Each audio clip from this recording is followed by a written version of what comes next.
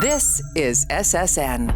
Story Studio Network. I'm Tom Hoppy, and I'm your host of the Most Painful Podcast.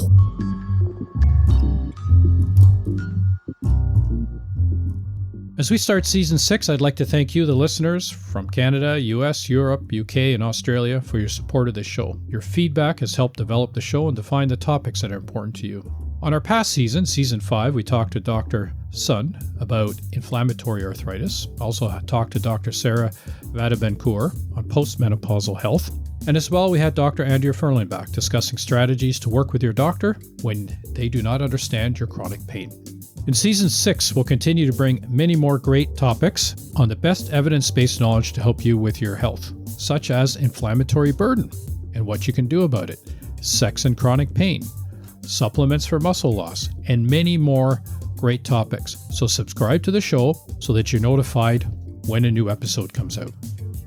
So chronic pain research is important to provide the best understanding of chronic pain and new treatments to help improve quality of life. So today on the show, we're going to discuss preclinical research for pain with Dr. Jeffrey Mogul. He's the E.P. Taylor Professor of Pain Studies at McGill University. Jeff, welcome to the show. Thanks, Tom. It's nice to be here.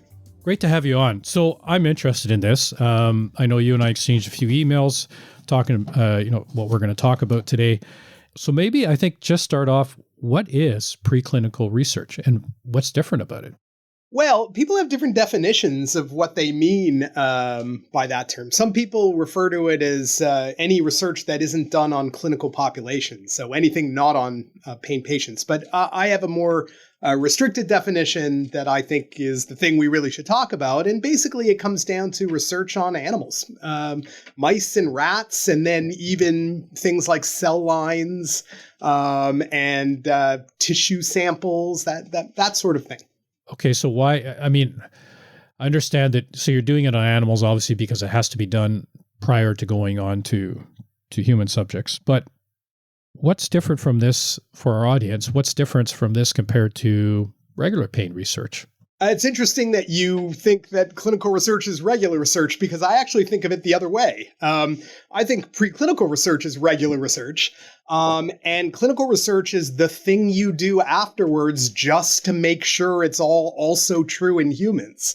And so I would argue, and this may come as a surprise to a lot of people, but the intellectual heavy lifting, the actual breakthroughs, the real knowledge comes from preclinical research. That's where we figure out how pain works. And then we do clinical trials just to make sure that what's true in animals is also true in humans. A lot of the time, of course, it turns out not to be true in humans, and we can talk about why that is. But in my mind, the bulk of the research is, in fact, preclinical research. And I guess that's one of the questions I have is, when a research project's developed, the questions develop, how are you doing that for preclinical research? So is the process the same, a developing question? So say you want to learn, how the nervous system impacts chronic pain. So would that be a question and then you start doing the research that way? Or what's the process to get to that question? Yeah, the thing about preclinical research is it's a lot broader than clinical research. Clinical research usually boils down to, I have an intervention. That intervention might be a molecule that I think is going to be an analgesic, or it might be a new type of psychological therapy, some procedure, some treatment that we think is going to help a certain population of pain patients. And the only question at issue in a clinical research study is, does it work? Is it effective at reducing pain levels or whatever else the outcome measure might be? In preclinical research, we ask a much wider range of questions. We ask, of all the genes, is this gene involved in pain? And if so, in what type of pain? And where exactly? Is it in the nervous system? If it is the nervous system, is it the brain or the spinal cord? If it's the brain, what particular part of the brain? What particular neurons in the brain? Or preclinical research can be development of animal models designed to, do genetic or neurochemistry or anatomy studies. It's a whole universe of things. It's actually clinical research that's actually pretty specific. Really? So you're starting with this wide, if I understand you correctly, and just for our audience, you're starting with this wide question.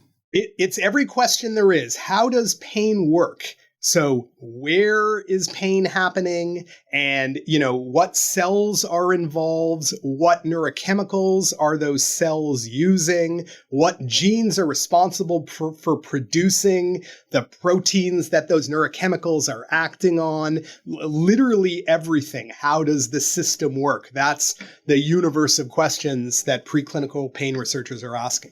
So just trying to think, because we do our own, but the research that I'm involved in is more the psychosocial side, where we look at identity, mindset. So, of course, our questions are more specific. So for what you're doing then, if it's a broad spectrum like that, how, and I don't mean to sound naive, I guess I will be, how do you prevent a shotgun approach? How do you define the goals and to say, okay, yeah, I know I want to look at the whole body, but I may have to zero in on a certain area. So how do you do that? Yeah, so we all very much have to zero in, which is why it's good that there's a lot of us, although I would argue it would be better if there were more of us, right? Yeah. So, for example, there are 22,000 human genes. I was a geneticist at the beginning of my career, and at the beginning of my career, I and everyone else in genetics was convinced that for every trait, everything we were trying to explain, there were 5 genes or maybe 10 or maybe 20 at the outside. Mm-hmm. We now know that that was incredibly naive of us. There are hundreds or thousands of genes that are relevant to every single trait, and pain is no exception. I have a colleague down the hall from me, Luda Diachenko, and she's sort of estimated how many pain genes there are, and her estimate is 6,300. So, of the 22,000 human genes, 6,300 of them are playing a role in pain. And if one wanted, if we had unlimited money, we could assign one lab to following up the role of each one of those 6,300 genes to see where it's acting, how it's acting, what types of pain does it affect or not affect. And you could spend a lifetime, or at least a decade, following up the role of each one of those. Now, we don't have the manpower to do that. So everyone running their own lab is making their best guess at, okay, of those 6,300 genes, I'm particularly interested in gene X, either because I have some reason to believe that gene X is more important than gene Y, or gene X just hasn't been looked at yet, and I'm going to get in and, figure out gene X. So, individual preclinical pain researchers focus in on something that no one else has focused in on before. And hopefully over time, we figure out how the system works. But the idea that there's 6,300 of them should give you an idea of how complex the system actually is. And I think that complexity, to a great extent, is the reason why we're not doing very well at treating pain, because we don't understand it very well. And why don't we understand it very well? Because it's incredibly complex. There's 6,300 genes, right? All interacting in various ways. And we don't know by doing something with one gene how that impacts the other gene, or how it reacts to that intervention, right? Right, exactly. They all have their own effects, but then they all have these interaction effects where the activity of one depends on the activity of the other. So when you're looking at this type of research, what is the length time between, say, you starting the project and actually coming to treatment? And I guess we can talk about some of the treatments that have come from preclinical research. Well, what's usually your length of time there? Yeah, so that depends, but it's long. I mean, people talk about clinical research taking a long time. Preclinical research takes even longer because, a large, well-done clinical study can more or less answer the question about whether a treatment works or not. Now, usually, if, something is important enough and popular enough, there won't be one clinical study. There'll be 20, and then there'll be a meta-analysis. So obviously, things can go on for longer in the clinical world, too.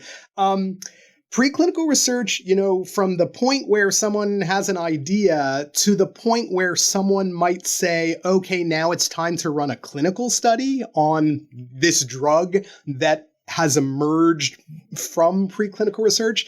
you're looking at 5 to 20 years, I think, on average. But remember, that's not one preclinical study, right? That's 20, 40, 80 preclinical studies before something is in a situation where someone is in a position to run a clinical study.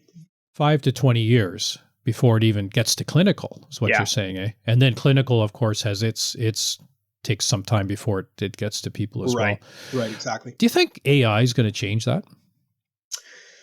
So I have mixed feelings about AI. On the one hand, it is undoubtedly useful. There are any number of things that people in my lab do by hand, manually, that AI would greatly speed up. For example, 10, 15 years ago now, my lab developed a way to measure pain in animals using facial expressions. We call it the mouse grimace scale and the rat grimace scale. And to score the grimace scales is very labor intensive, right? You have to take video and you have to take individual clips from that video. And then someone has to look at it and score, what are the eyes doing? What are the ears doing? What are the cheeks doing? What are the nose doing? And it takes a lot of time. We have now taught an AI to score it automatically. And so now it doesn't take any time at all. The scoring is instantaneous. Once you've made the video, you've scored the video, and that's great, right? So that's sped things up. Point for AI. But the idea that AI is going to cause an imminent cure of diseases, including pain, which, by the way, I heard Sam Altman claim at a talk this summer that cancer would be cured by AI within 2 to 3 years, is ludicrous. And the reason is because it's not like pain or cancer, for that matter, is a logic problem that we're just too dumb to solve, and the AI is smart and it'll solve it. That's not how preclinical research works at all. Preclinical research, as I just described before, is a matter of systematically and painstakingly assessing the action of every gene and every protein. And one of them, we hope, is going to have the properties where blocking that protein or enhancing that protein will kill pain. And to establish whether any particular gene or protein has this property requires the breeding of mice, the testing of mice, the analysis of the data. If AI can figure out how to make mice breed faster, then we'll talk about curing pain faster. But so far it can't do that. And it turns out that that's the rate limiting factor in terms of speed, is how long it takes a mouse to breed a new generation of mice. And AI is going to do nothing to speed that up. So I'm afraid things are still going to go slowly, although AI is going to, speed things up on the margins for sure. So there would never be a time where, I guess, AI in a computer format would be able to replicate the impact or the effects of a gene that you do on a live mouse. Am I asking that correctly? Yeah, you're asking it correctly, and people have been asking that for a long time, right? Why do we need animal research? Can't we just make a computer simulation of the brain and run our experiments on the simulation? The problem is, to create a computer simulation of the brain that's going to have any value at all, you need to know how the brain works first. And we don't know how the brain works. That's why we're doing the research in the first place, right? So deep in the far future, I can imagine such a thing. Yeah. Remember, the brain is the most complex object in the known universe, right? Some people, some philosophers have mused that it might never be possible to understand the brain. It's like expecting a carburetor to understand itself. It can't. It's only a carburetor. How are we expected to understand our brains when we only have our brains to use to understand it? It may not even be possible, but if it's going to be possible, and I believe it is, it's going to take a long, long time, and it's going to be painstaking, and it's going to be one gene at a time. That's just what we're faced with. Well, you talk about the brain. I mean, there was even the thought, a while back, the brain doesn't repair itself after an injury. And now we understand that it does to That's some extent. The right? fact that the brain is dynamic makes the problem even harder. And what makes the problem harder than that is we now know it's not just the brain, it's also the immune system, which, by the way, is the second most complicated object or system in the known universe. And now we're talking about gut health and how that's the second brain. Oh, absolutely. And right? so now we're talking about all the genes of all the bacteria, right? So it just gets bigger and bigger, right? It reminds me of the famous or infamous, I don't know, Donald Rumsfeld quote from a while ago, right? Is that we know the known unknowns, but the big problem are the unknown unknowns. And a lot of current pain research is really just taking unknown unknowns and making them into known unknowns, which is an advance for sure, but they're still unknown. So it's kind of like grabbing at a dark hole, right? You don't know. You're just kind of grabbing what's there and hoping that it'll work. Versus the preclinical research, what I'm understanding from you, is that's the painstaking time of actually looking at what are the actual effects on each gene when we work on it. Absolutely. As long as we've, figured out the scope of the problem to look at, and it keeps getting bigger, right? Because, just as you said, we thought we were only interested in the human genes, but if the gut microbiome is really important in pain and evidence keeps increasing that it is, well, then the bacterial genes are actually important too. And so now we need to figure out the human genes and the bacterial genes, right? So the problem just keeps getting bigger. So if we look at preclinical research and the length of time, it takes for discovering, measuring the outcomes, and then getting it to treatment, what are some of the changes to pain that have been, enhanced by preclinical research? Right. So, that's actually an interesting question. And I have a bit of a subtle answer to that because, obviously as a preclinical researcher, I would like to claim that everything that exists in terms of pain treatment is because of animal research and preclinical research. And that's actually not true. Mostly we go backwards instead of going forwards. That is to say, most of the current treatments for pain, at least the pharmacological treatments, which is what I specialize in, those actually were chance observations by clinicians trying to treat something else. So if you think of what the standard pharmacological treatments for chronic pain are, they include antidepressants of certain sorts and anti-epileptic drugs of certain sorts. And none of those drugs were actually developed for pain. They were all developed for something else. And for example, the reason gabapentin is a pain drug is because some clinician wrote a paper a while ago saying I was treating my epileptic patients with gabapentin and it worked, okay for their epilepsy. But a few of them told me that their back pain got better. And reported that as a little clinical note, buried in a journal somewhere, and someone noticed it and they started doing preclinical studies and were like, yeah, gabapentin actually reduces pain in animals across a wide variety of contexts. But that wasn't drug development the way we want it to happen. That was backwards translation. We went from a human observation and then we, did the work in mice and rats to show how it could work and where it was working.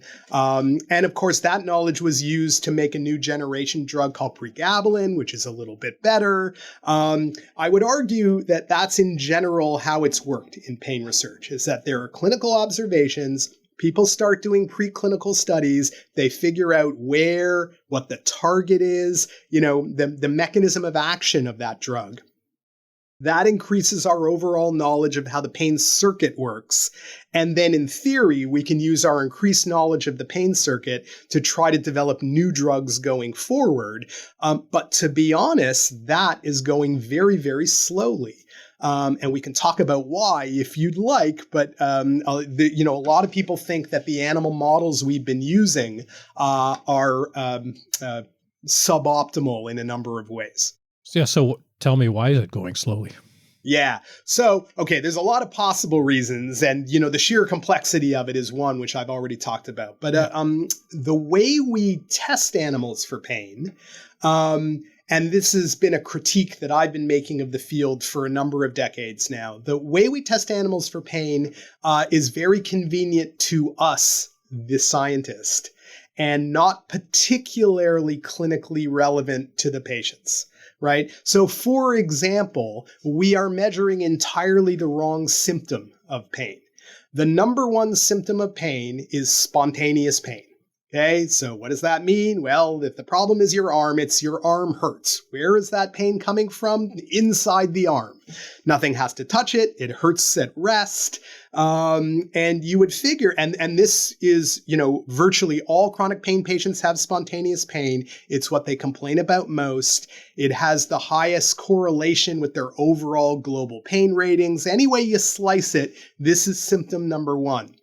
Pain researchers almost never study spontaneous pain in mice and rats. Why? A, we haven't really consented on how to do it, although things are getting a little bit better. There are new ways of doing it, for example, the Grimace scales I just mentioned. But B, it takes too long. So what we do instead is we measure mechanical hypersensitivity to touch. Now, this is a real symptom of chronic pain. And for example, about 65% of patients with neuropathic pain have this symptom, although 35% don't. But it's very convenient for us, the scientists, because all we need to do is poke animals' feet with little fibers and see how much force it takes for them to hop away. It can be done very quickly. It can be done very reliably. And as a result, we get to publish lots of papers. And that, of course, is precisely what preclinical researchers are incentivized to do. We are not in any way incentivized to cure anyone's pain. What we are incentivized to do is publish lots of papers. And so that's what we do. Interesting. Because before you brought that up, I was running through my mind is, well, how do you know? How are you measuring pain in an animal? Like either you're providing the pain stimulus, or are they showing it themselves, right? So you kind of answered that for me. One of the things I read too about preclinical research was interesting was that how to determine difference between gender and age when you're using animals. So can you maybe talk a little bit about that, or? I'm not sure what you mean. I mean, well, as we know that the paper I was reading was that, so the hypothesis is that we know that with females and males, there are differences when we're looking at health symptoms. And so now they kind of walk it back and say, well, in preclinical research, how can we determine that when we're using mice and rats? Oh, I see. Okay. So sex and gender is one question and age is another. Yeah. Sorry. I should have done it that way. That's right. Yeah. Okay. So the first thing to say is we're not sure that mice and rats have gender at all. In fact, you ask 100 scientists, 99 will say that they don't. I actually think my lab may have found a gender difference in mice, but that's probably for another time. But they definitely have sex differences. And those sex differences are huge. In fact, my lab has been sort of at the forefront, and this is now a growing thing, that have shown not only do male and female mice have different sensitivities to pain, just like male and female humans do, but they're actually completely different circuits that are operating in male mice and female mice, like completely different circuits. Both male and female animals have pain to approximately the same degree. But the genes are different and the neurochemicals are different.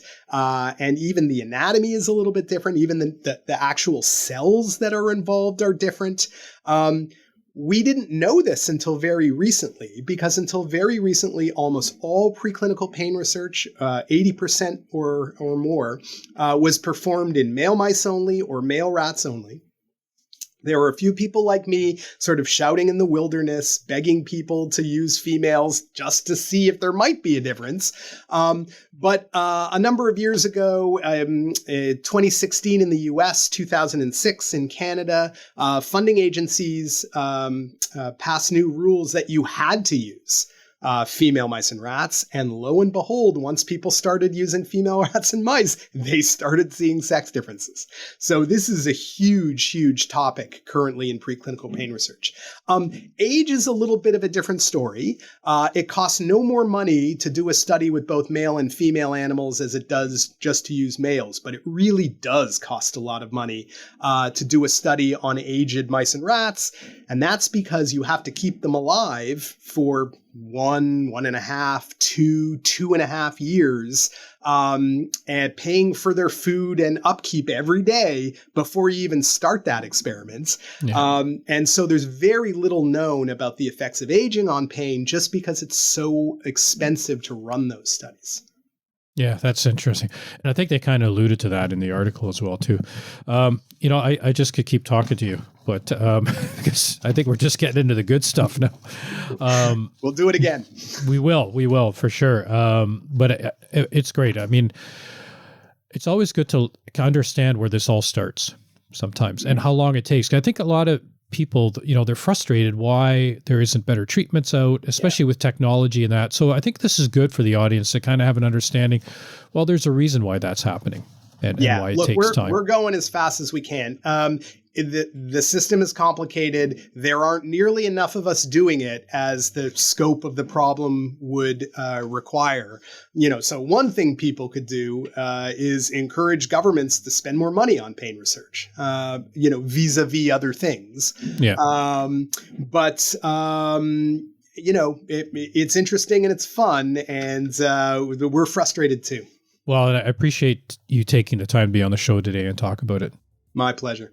So for our next show, we're going to talk to Dr. Alexandra Para-Winkler on inflammatory burden and what you can do about it.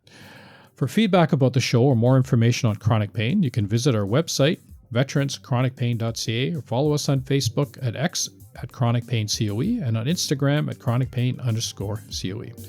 Once again, Jeff, thanks for being on the show. And to the rest of the audience, stay safe and keep the hope alive. The Most Painful Podcast is produced for the Chronic Pain Center of Excellence by Story Studio Network.